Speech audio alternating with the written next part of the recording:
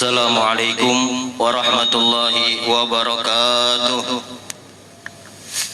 Al-Fatihah. Allah taqabbal salatu wa du'a ala risalati Rasulullah Muhammad bin Abdullah wa Ali bin Abi Thalib wa Fatimah az-Zahra wal Hasan wa Hasan wa sayyidina ashabi sayyidina Rasulullah sallallahu alaihi wasallam wa ahli bait wa ila arwahi walidina wa walidikum wa tinawatikum wa muslimin ajma'in khususan ila arwahi ahli ma'al syabaka wa baqi wa al-zambar wa firad dar khususan ila sayyidina Imam Muhajir Allah Ahmad bin Isa wa Ustadz al-Azam al-Baqi Muqaddam Muhammad bin Ali wa ila rahbiya wa ila rahbiya Zani al-Habib Abdurrahman as-Sugafi ila rahbiya wa ila rahbiya Muhaddar wa ila rahbiya al-Habib Abi Bakar as-Sakran wa ila rahbiya Abdullah bin الحبيب عبد الله الهندي رسول الأكبر وإلى الحبيب الشيخ وإلى الحبيب أبي بكر بن عبد الله الجسد الأكبر وإلى الحبيب شهاب الدين أحمد وإلى الحبيب الشيخ أبو بكر بن سليم وأخيرا أقيل بن سليم وإلى الحبيب عبد الله بن محمد الحدل وإلى الحبيب أحمد بن زين الحبشي صاحب كتاب رسالة الجامعة وإلى رواه الشيخ وإلى رواه وشيخنا ومعلمنا وجدادنا وجدتنا وجدنا وجميع المسلمين والمسلمات ومؤمنات خصوصا إلى روح خزن له الشيخ محمد الرشاد والبنجري والشيخ محمد الثاني والشيخ زين بن أبي بن وإلى رواه والدينا ووالدكم وتنواتكم والمسلمين أجمعين أن الله يتغشهم برحمه والمغفرة ويسكنهم الجنة برحمته وأن الله يفتح علينا فتوح العارفين ويختم لنا ولكم بسنا في خير والفضل والعافية وإلى حضرة النبي محمد صلى الله عليه وسلم الفاتحة. أعوذ بالله.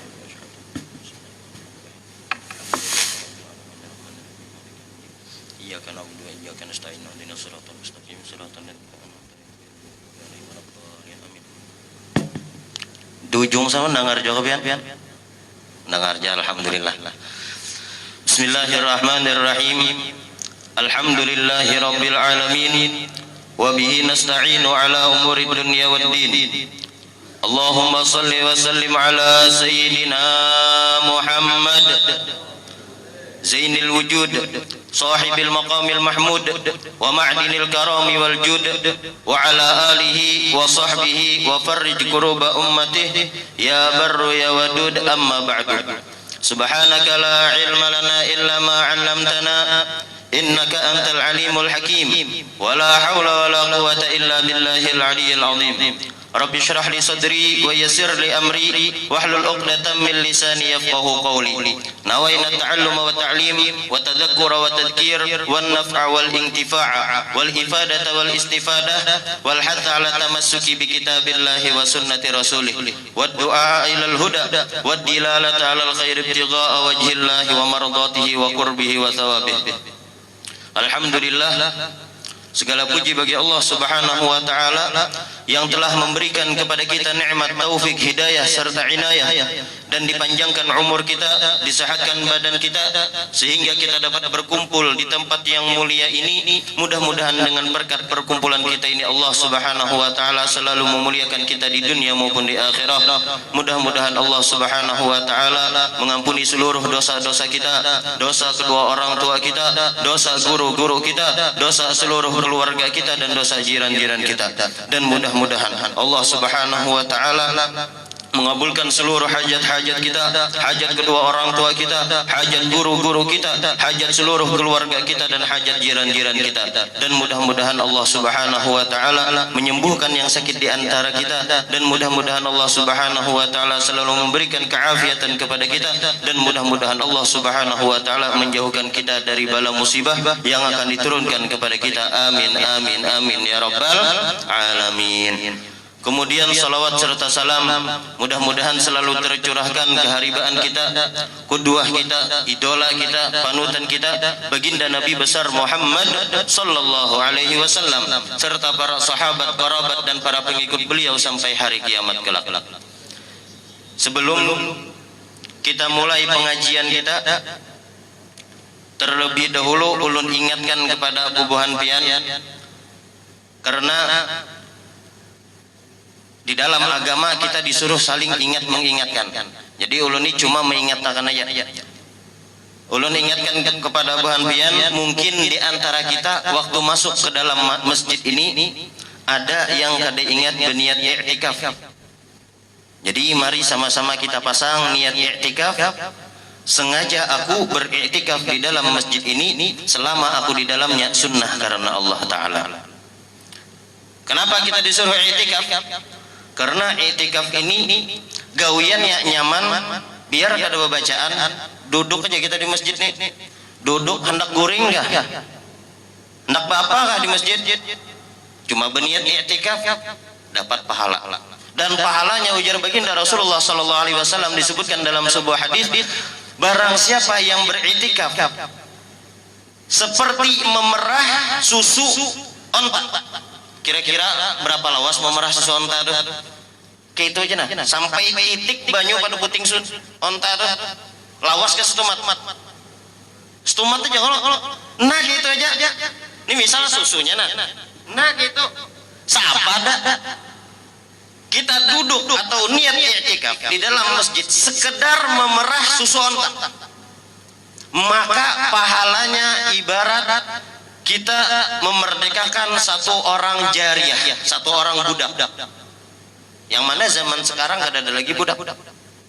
Bila hendak dapat pahala memerdekakan budak, cukup niat i'tikaf di dalam masjid, biar setumat, apalagi pacang lawas. Jadi pahalanya semakin banyak. Nah ini diantara keutamaan kita niat i'tikaf di dalam masjid. Karena itu niat ini penting bagi kita. Perbedaan kita dengan binatang, niat aja. Binatang makan, binatang minum. Cuma kita makan juga, minum juga. Kalau kita niatakan makanan kita tadi supaya kuat beribadah, minuman kita tadi supaya kuat kita beribadah, supaya nyaman begawi, sigar begawi, mencari nafkah gasan anak bini. Kira-kira dapat pahala ada makanan minuman kita? Dapat pahala. Binatang mandi, kita mandi juga. Sebelum berkumpul kayak ini mandi kita. Supaya apa tujuannya? Supaya kada mengganggu orang nang dihiga. Ini kada tuntung begawian awak limut jimus lawan paluh. Katiak bau apa namanya? Bau pahit. Bau lipas sejarah Habib. Ketiak bau lipas. Sembahyang dihiga kawan makajal-kajal. Allahu Akbar, kasihan kawan dihiga. Mencari pahinakan dong alih benar. Ya Allah, ujar kawan bila tuntungnya sembahyang ini. Nah jadi kalau kita berniat mandi tadi supaya kada mengganggu orang dihiga, supaya beribadah sigar kada mengantuk, kira-kira dapat pahala kada? Dapat pahala. Jadi perbedaan kita lawan binatang cuma di niat. Sasat sudah jauh benar kita nih lah. Ini pembahasannya fikih seharusnya. Nah jadi sebelum kita mulai pengajian kita, lebih baik kita mengenal dulu apa yang kita baca, kitab apa yang kita baca, dan siapa pengarangnya. Jangan kita baca aja, mesti takoni orang, kitab apa yang dibaca, karena tahu juga aja, sasat juga sih itu mengisahkan kemana-mana aja, berjalan, asal buungap aja. Nah jadi kitab yang ulun baca ini insya Allah kitab Risalatul Jami'ah. Risalatul Jami'ah itu artinya risalah. Risalah dalam bahasa Arab yaitu adalah kitab yang halus, atau dalam istilah lain kutaibah. Catatan halus. Amun bahasa di kamus risalah cari ya pian tulisannya, yaitu artinya surat. Surat itu beberapa lembar aja kalau lah. Karena ada orang menulis surat sampai kandal kayak tisu ini. Nah jadi apa namanya risalah. Risalah ini adalah kitab yang halus tetapi jami'ah. Kitabnya halus tapi mengumpul seluruh permasalahan ilmu pondasi agama. Di dalam kitab Risalatul Jami'ah di permulaannya pembahasannya itu adalah pembahasan i'tikad. Pembahasan i'tikad yaitu adalah pembahasan tauhid. Tetapi karena insyaallah Ustaz Hasbi yang dalam bujur pembahasan tauhidnya. Namun ya ulun ini kulitnya wara. Kadu sampean bicari daging-dagingnya, kulitnya gini bilanya kawa mamalakan kulitnya tuh insyaallah cukup aja sudah. Kemudian setelah pembahasan i'tikad, pembahasan setelah i'tikad di dalam kitab Risalatul Jami'ah ini pembahasannya itu adalah pembahasan fikih dalam ibadah. Fikih dalam ibadah. apa itu wudu, apa cara wudu yang bujur, apa rukun-rukun wudu, apa syarat-syarat wudu, apa tata cara sembahyang yang bujur, syarat-syarat sembahyang yang bujur. Kemudian setelah pembahasan ibadah, anyar beliau masuk ke dalam pembahasan tasawuf. Nah, jadi di dalam kitab ini walaupun halus, kitabnya halus saja. Kalau di kitab matannya itu sekitar 10 lembar aja, 10 halaman, halus kitabnya. Tetapi mengandung seluruh pembahasan pokok agama.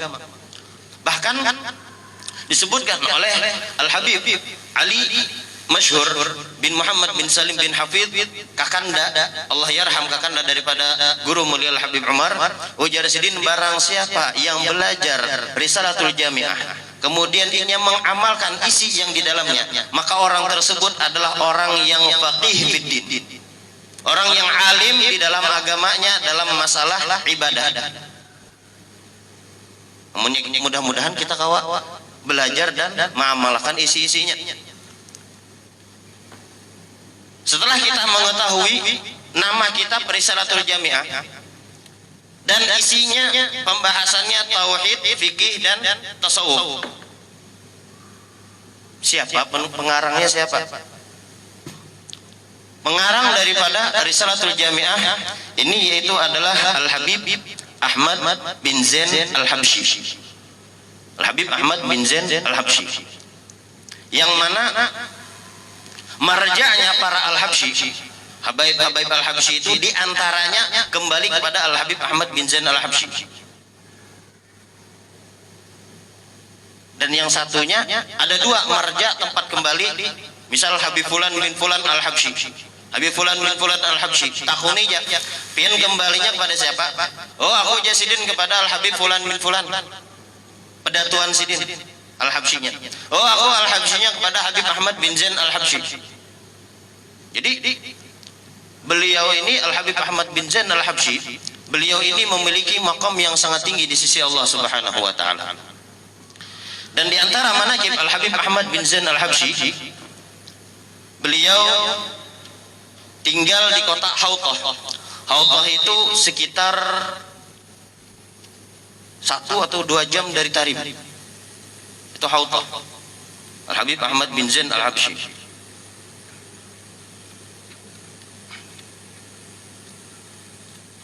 Ulida bi Madinatil Girfah. Al-Habib Ahmad bin Zain Al-Habsyi beliau dilahirkan di kota Girfah. Fi awali am pada pertama-tama tahun 1069 Hijriah. Dan beliau berguru kepada Al-Habib Abdullah bin Alwi Al-Haddad. Jadi murid kesayangan Habib Abdullah bin Alwi Al-Haddad yaitu adalah Al-Habib Ahmad bin Zain Al-Habsyi. Kita rata-rata bilanya berisi guru pasti kita membanggakan guru kita.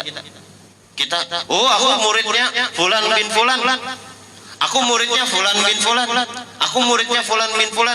Supaya apa? Supaya umat mulia. Ya kalau lah. Tetapi Al-Habib Ahmad bin Zain ini gurunya yang memuliakan. Ujar Habib Abdullah Al-Haddad, muridku. Setiap sidin membanggakan muridku Al-Habib Ahmad bin Zain Al-Habsyi. Muridku Al-Habib Ahmad bin Zain Al-Habsyi.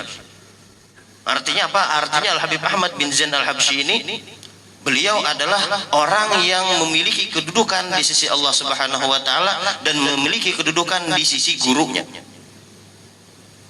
Bahkan Al-Habib Ahmad bin Zain Al-Habsyi beliau menuntut ilmu kepada Al-Habib Abdullah Al-Haddad selama 30 tahun. Bayangkan pian nuntut ilmu 30 tahun lawan guru seikum aja dan guru-guru yang lain. Kada cuma seikum aja guru sidin, tetapi guru yang murabbi mursyid sidin, yang membimbing sidin sampai kepada Allah Subhanahu wa taala, yaitu adalah Al-Habib Abdullah bin Alwi Al-Haddad. Dan Al-Habib Abdullah bin Alwi Al-Haddad ini beliau adalah kutub di zaman beliau. Kutub di zaman beliau. Kalau tidak salah Al-Habib Abdullah ini beliau memegang makam kutub selama 60 tahun. paling lawas pemegang wali kutub. Orang mengikuti makam wali kutub itu tergantung kekuatan masing-masing. Ada nang sehari meninggal, ada nang 2 hari meninggal. Al Habib Abdullah beliau 60 tahun mengikuti makam kutub. Nah, murid Sidin Al Habib Ahmad bin Zain Al Habsyi.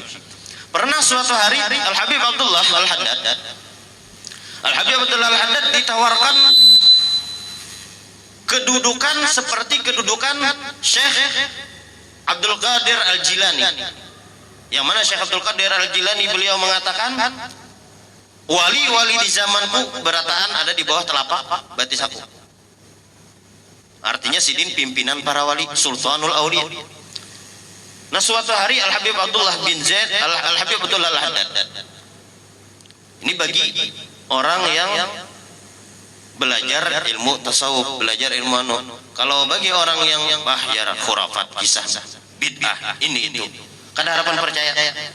Nah, jadi ini kisah khusus kisah orang yang percaya dengan karomah, percaya dengan makom-makom walinya Allah Subhanahu wa taala. Nah, jadi Al Habib Abdullah Al Haddad beliau pernah ditawarkan kedudukan Al Habib, kedudukan Syekh Abdul Qadir Al Jilani. Wahai Habib, pian andakah mengikuti kedudukan Syekh Abdul Qadir Al Jilani? Ujar Habib Abdullah Al Haddad, kada ada.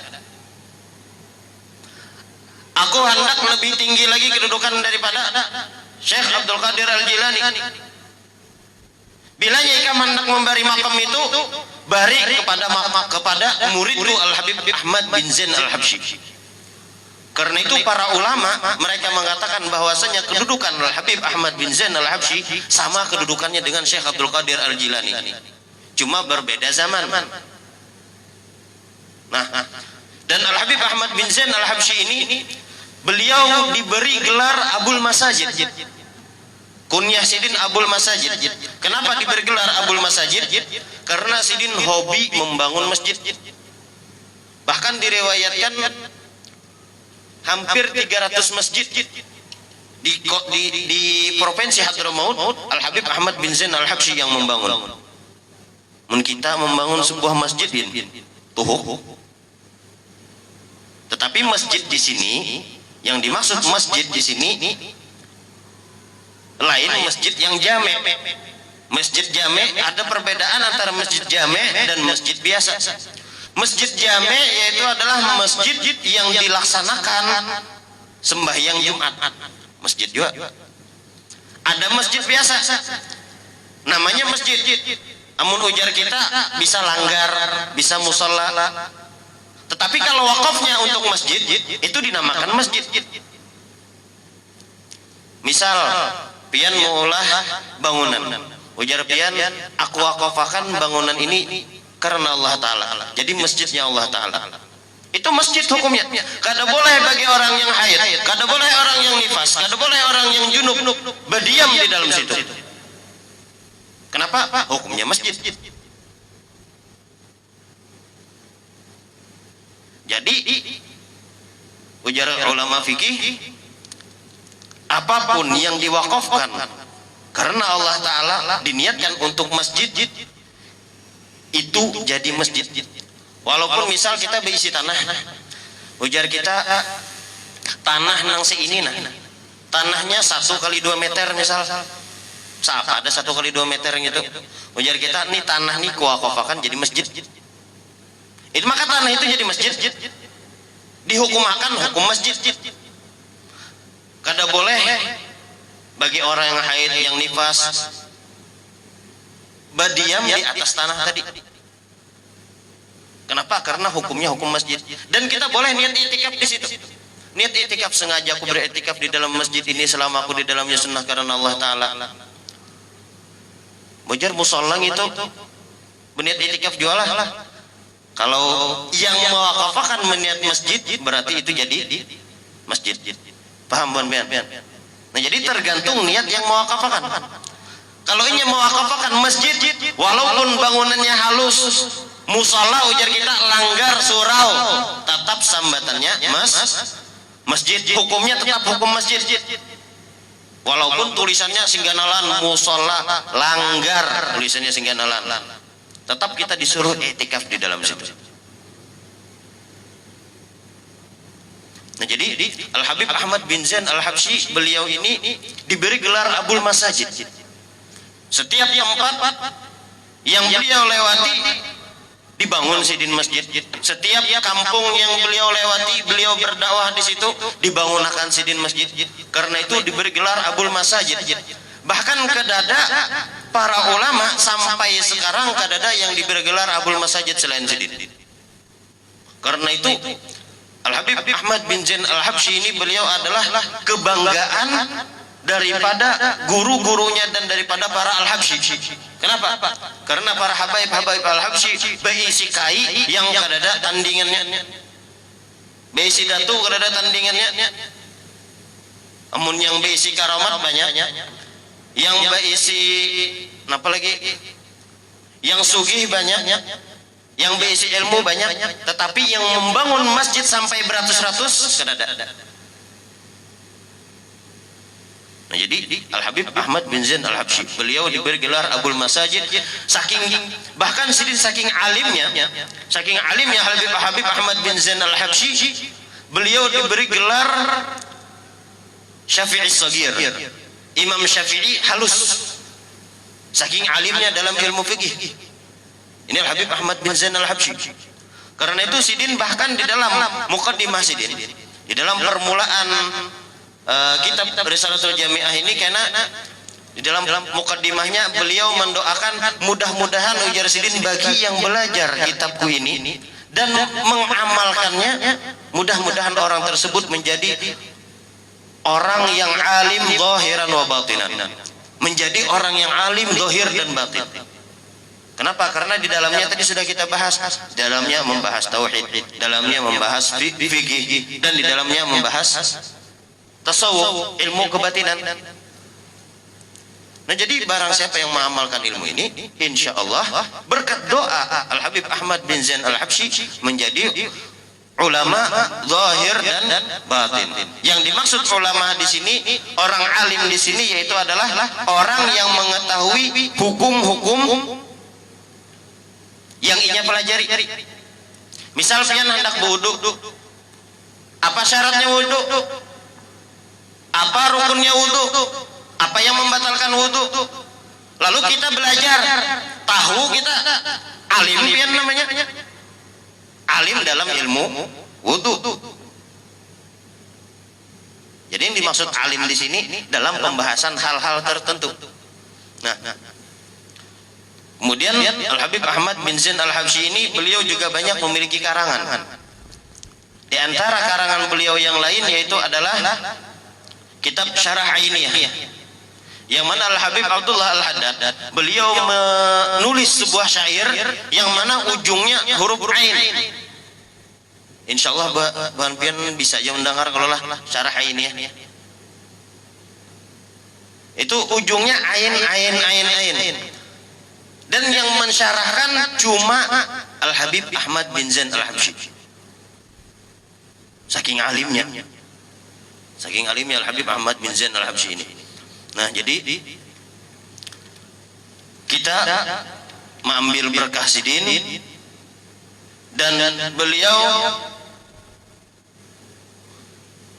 diwafatkan pada asar hari Jumat 19 Sya'ban tahun 1145 Hijriah bi Hadramaut, di kota Hadramaut, wa dufina bi Hautah, dan dimakamkan di Hautah. Rahimallahu nafa'ana bihi wa bi ulumi fid darin, amin. Setengah jam dah barak. Setengah jam yang lo batasnya. Wah, belum sampai lagi masuk anunya nah.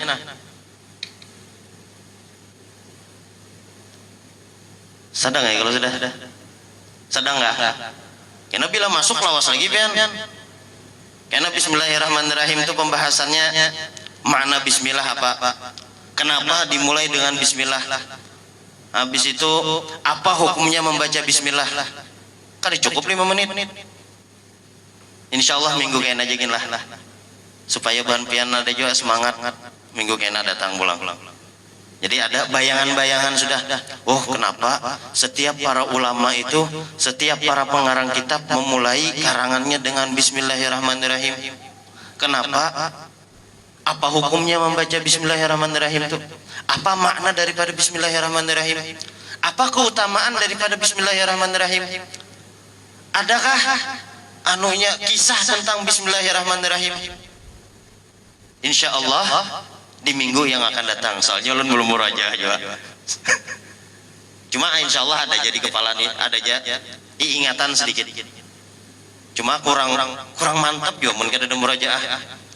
Jadi mungkin hanya ini yang dapat ulun sampaikan.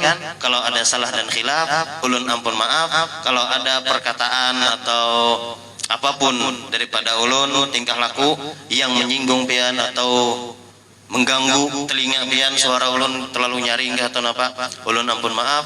Hadaniyallahu iyyakum ajma'in. Assalamualaikum warahmatullahi wabarakatuh.